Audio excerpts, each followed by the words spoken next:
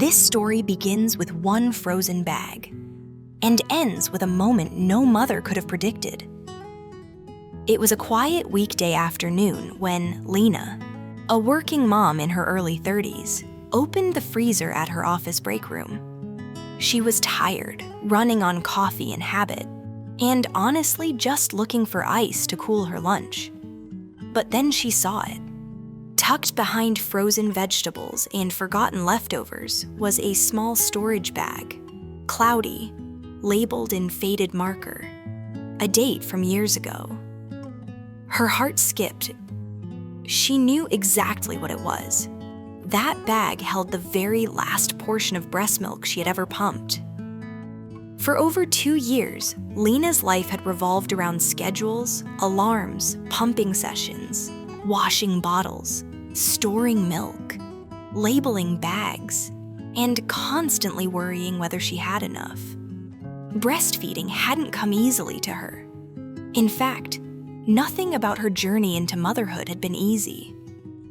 Before her daughter Mila was born, Lena and her husband had spent years in fertility treatments, endless doctor visits, hope rising and crashing again and again. There were nights she cried silently in the bathroom so no one would hear, moments where she almost gave up. So when Mila finally arrived, healthy and loud and very much real, Lena promised herself she would give everything she had, especially when it came to feeding her child. Breastfeeding became more than nourishment. It became proof that her body could do something right, proof that all those years of waiting hadn't been for nothing. But time moves forward whether we're ready or not. Mila grew. She learned to walk, then to run. She started eating solids, then full meals. The pump sessions became fewer.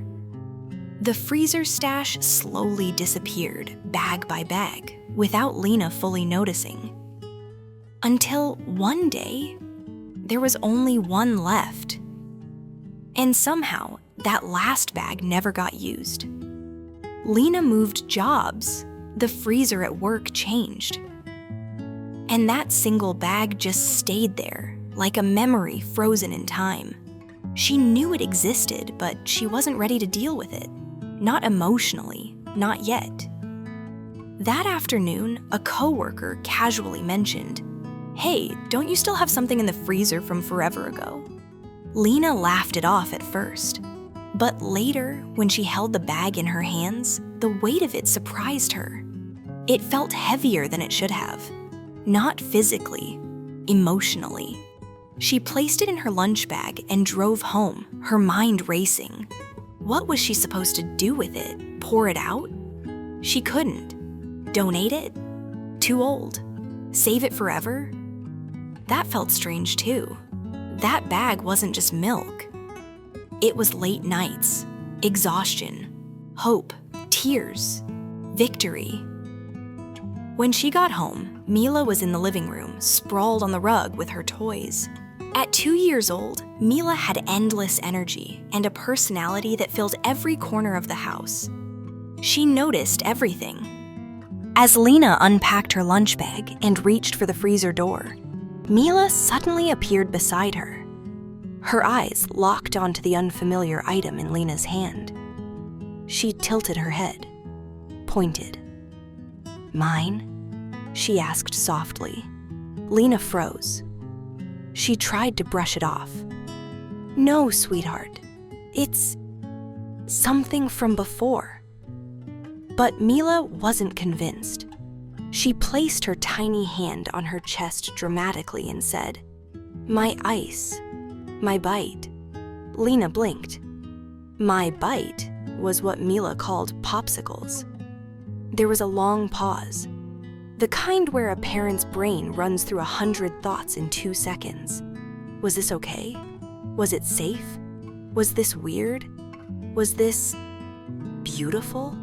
Lena stood there, holding that final bag, feeling the past and present collide right in her kitchen. She knelt down to Mila's level. "Are you sure?" she asked gently.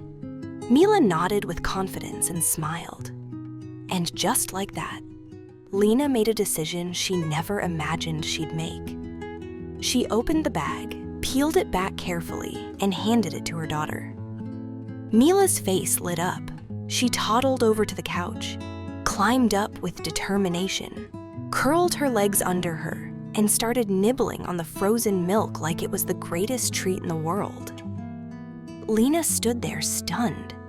She expected tears, or hesitation, or rejection. After all, Mila hadn't even liked frozen milk when she was a baby. Back then, Lena had tried everything. Different temperatures, different bottles, even using frozen milk during bath time when Mila had skin flare-ups. But it was never a favorite. And now?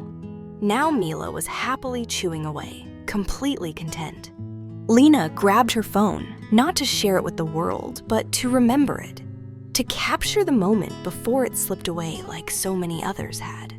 She recorded silently as Mila sat there, calm and cozy, enjoying the very last drops of something that had once meant everything to Lena. Later that night, Lena watched the video again. And again, she laughed. Then she cried. On a whim, she posted it online with a simple caption about improvising as a parent. She didn't think much of it. Just another moment in the chaos of motherhood. But by morning, everything had changed. Notifications flooded her phone. Messages from strangers, other mothers, women who understood instantly. They talked about their own last bags, how they couldn't throw them away, how they moved them from freezer to freezer, how they turned some into keepsakes, jewelry, candles, photos. Or nothing at all, just frozen memories they weren't ready to face. Lena realized something powerful. So many chapters of motherhood don't end with ceremonies or goodbyes. They just stop. Quietly. One day you're pumping at 3 a.m., and the next day you're not. One day you need that milk desperately, and another day it sits untouched, holding emotions you didn't expect. Watching Mila finish that last frozen bite felt like closure and continuation at the same time. It wasn't how Lena planned to say goodbye to that chapter, but maybe it was exactly how it was meant to happen. If this story touched you even a little, take a moment to like this video and subscribe to the channel. Your support helps these stories reach more people who might need them. And remember this as we continue. Sometimes the most meaningful endings come from the most unexpected choices. The morning after Lena shared that short video, she woke up to her phone vibrating nonstop. At first, she thought something was wrong. Maybe a family emergency, maybe work. But when she unlocked the screen, she froze. Hundreds of notifications. Comments, messages, shares, people she didn't know, from places she'd never been, all reacting to one small moment in her kitchen. She sat up slowly in bed, careful not to wake Mila, who was sprawled sideways beside her, one tiny foot pressed into Lena's ribs. Lena smiled softly and brushed a strand of hair from her daughter's forehead. Then she looked back at the screen. Women were writing long paragraphs about their own breastfeeding journeys. Some shared joy. Others shared grief. Some admitted things they had never said out loud before. I still have 3 bags in my freezer, and my kid is 5. I cried reading this because I thought I was the only one. I couldn't throw mine away either. It felt like erasing a part of myself. Lena felt her chest tighten. She hadn't expected this. She hadn't planned to start a conversation. She had only wanted to remember a moment. But now, it was clear that this moment wasn't just hers. Later that day, while Mila napped, Lena sat on the couch scrolling through messages. One stood out. A woman wrote about losing her milk supply suddenly due to illness. Another shared how infertility had made breastfeeding feel like a miracle she was terrified to lose. Someone else admitted they felt guilty for feeling attached to just milk. Lena whispered to herself, it was never just milk. That afternoon, she got an email from a small parenting media outlet asking if she'd be willing to talk about the video. She stared at the message for a long time. Part of her wanted to ignore it. She was a private person. She didn't usually share her life publicly, but another part of her felt something different. Maybe this wasn't about going viral. Maybe this was about giving language to feelings so many mothers carried quietly. She agreed. A few days later, during the interview, the reporter asked, "Why do you think that last bag mattered so much to you?" Lena paused. She had never been asked that question so directly. She took a breath and answered honestly. She talked about the infertility treatments, the fear that her body would fail her again, the pride she felt every time she filled a bottle, the exhaustion, the sacrifice, and the strange emptiness that came when it was all over. When it ended, she said, nothing replaced it. There was no marker, no "you did it," just silence. That silence was something many mothers recognized. After the article was published, the messages doubled. Some were supportive, some were emotional. A few were judgmental, questioning whether it was normal to let a toddler eat frozen breast milk. Lena read those too, and for a moment, doubt crept in. That night, she sat alone at the kitchen table, staring at the empty freezer drawer where the bag had once been. Did she do the right thing? She listened to Mila laughing in the other room with her dad, chasing bubbles across the living room floor. That sound grounded her. She remembered Mila's face on the couch. Calm, happy, safe. Yes, she did the right thing. Still, the emotional weight surprised her. She hadn't realized how much closure she needed until it happened. The next few days felt strange. Lighter, but also tender, like touching a bruise that was finally healing. One evening, Lena pulled out a small box from the back of a closet. Inside were items she had saved without really knowing why. A hospital bracelet, a tiny onesie Mila wore home, a photo from the first time Lena successfully pumped enough for a full bottle.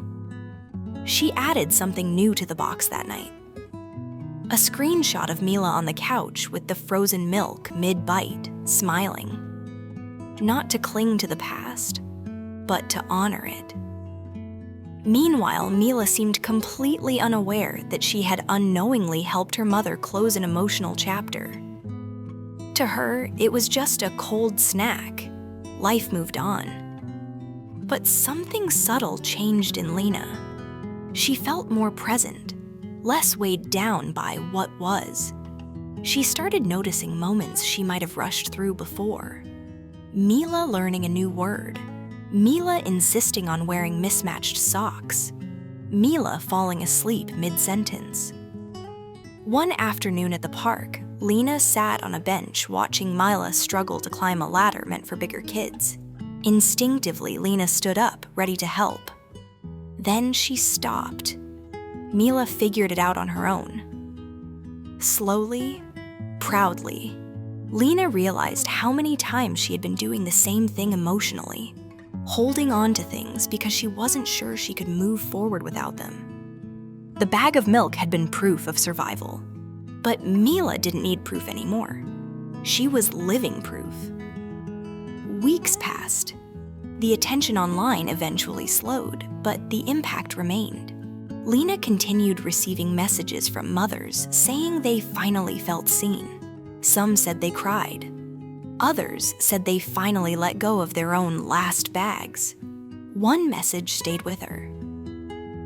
"Thank you for showing that it's okay to grieve the end of something good." That sentence echoed in her mind.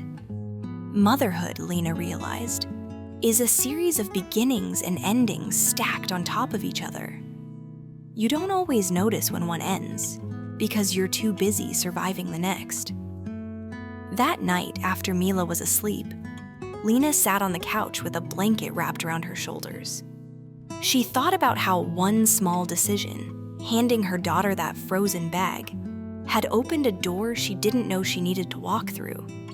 She wasn't mourning Milk. She was mourning a version of herself. A woman who had fought so hard to become a mother. A woman who measured love in ounces and minutes and sleepless nights. And now, she was becoming someone new. A mother learning how to let go, but not without meaning. As Lena turned off the lights and headed to bed, she felt a quiet peace. Not because everything was perfect, but because she finally understood that endings don't erase what came before. They simply make room for what comes next. And in the next part of this story, something unexpected will happen again. Something that will test whether Lena is truly ready for the next chapter, or if some goodbyes are harder than they seem. Sometimes you think a chapter is fully closed, until life finds a way to gently reopen the feeling behind it. A few months after the video faded from people's feeds, Lena's life settled back into something that looked like normal. Work was busy, mornings were rushed, laundry never seemed to end. Mila was growing faster than Lena could emotionally keep up with. One evening, Lena was cleaning out a hallway drawer, the kind everyone avoids because it holds a little bit of everything. Old chargers, receipts, random toys. At the bottom, her fingers brushed against something familiar, a small silicone pacifier. Lena froze. Mila hadn't used one in months. She'd given it up so naturally that Lena barely noticed when it happened. And yet, here it was, another quiet ending Lena hadn't marked. She sat on the floor holding it, feeling that same tightness in her chest she thought she had worked through. That's when it hit her. The milk bag hadn't been the last hard goodbye. It was just the first one she actually acknowledged.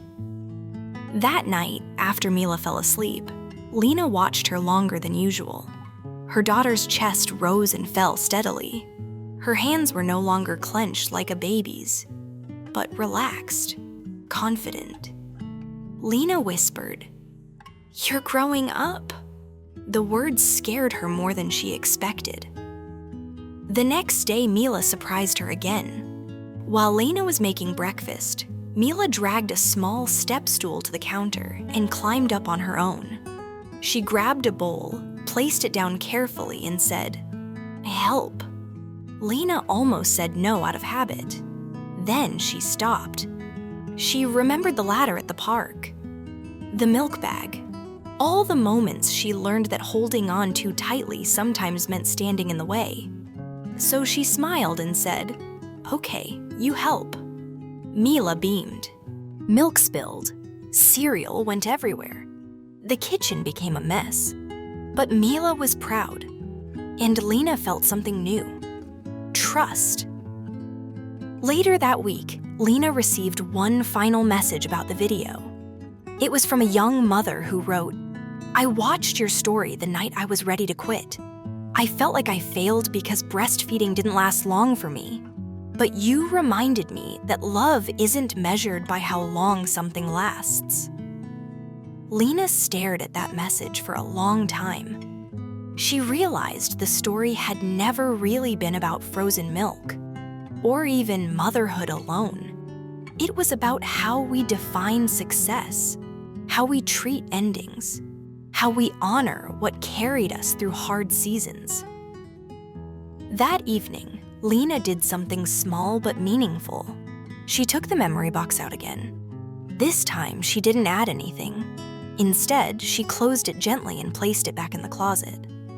Not because the memories didn't matter, but because she didn't need to hold them so tightly anymore. Weeks turned into months. Mila learned new words. She started asking big questions. She laughed louder. She ran faster. And every once in a while, she would curl up next to Lena on the couch, just like she did that day with the frozen milk. But now, her hands were empty. And that was okay. One quiet afternoon, as they sat together watching the sunlight move across the room. Mila looked up at her mom and said, "Mama happy?" Lena swallowed. Then she smiled. "Yes," she said softly. "Mama happy." Because she finally understood something important. Motherhood isn't about holding on to every phase forever. It's about letting each one pass through you, leaving its mark, then trusting yourself enough to keep going. Some chapters end with celebrations, some end with tears, and some end with a toddler on a couch, eating something you never imagined letting go of. The lesson Lena carried forward was simple but powerful. You don't lose the love when a chapter ends. You carry it with you into the next one, and that is more than enough. Thank you for watching. If you enjoyed this story, please give it a thumbs up and share it with your friends.